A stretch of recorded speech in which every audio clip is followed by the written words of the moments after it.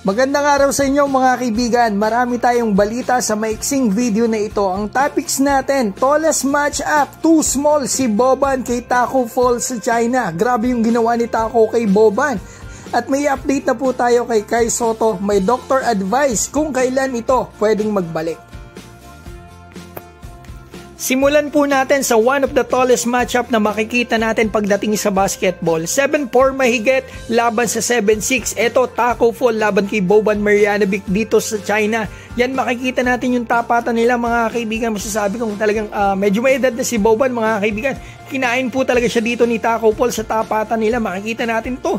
Kita nyo naman parang ginawang maliit lang na player etong 7'4 mahigit ni si Tacko Fall. Tapos nakashoes pa yung mga yan mga kaibigan. Ito nga, pag tinaas na yung kamay, abot na yung ring si Tacko Fall. Ito, one-on-one, makikita natin. Kinakain niya. Ang depensa po ni Boban Marjanovic, ito inagawan pa. May speed na ngayon si Tacko Fall, nag-i-improve siya nga lang. Kaya mahirapan siya sa NBA sa lateral at the same time dito nga sa shooting. Talagang pang ilalim lang talaga siya. Wala siyang tira sa labas mga kaibigan. So 18 points si Tacko Fall, 2 points lang si Boban Marjanovic.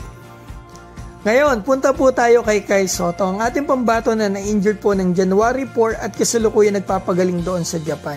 May nakausap po ako na Japanese source natin. Sa ngayon daw po ay okay naman si Kai doon at maganda daw po ang recovery ni Kai. At etong mga kaibigan, tuloy-tuloy daw po ang rehab ni Kai at strengthening under Coach Mel Lantin.